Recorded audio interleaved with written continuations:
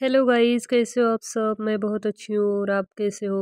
हे हे पण सांगा. आणि हे बघा, माझ्या मुलाने काय बनवलं होतं, ते आर्किटेक्चर असतं ना, त्याच्यामध्ये वेगवेगळे पार्ट्स वगैरे असतात तसं बनवायचं.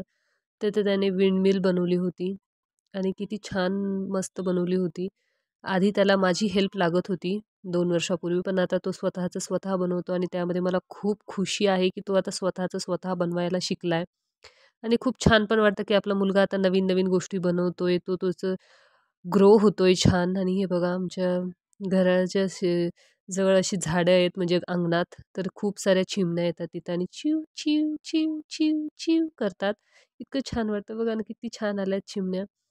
आणि मी म्हणतच होते 2-3 दिवसापूर्वी, की सगळे पक्षी वगैरे येतायत, पण चिमण्या येत नाहीयेत. चिमण्या नाहीशा होत चालल्यात, लुप्त होत चालल्यात. पण बघा, चिमण्यांनी हजेरी दिलेली आहे आणि मला खूप छान वाटलं चिमणी पाहून. कारण का ही लहानपणीची आठवण आहे. अशा पिवळ्या-पिवळ्या चिमण्या यायच्या आणि बसायच्या अंगणात ते.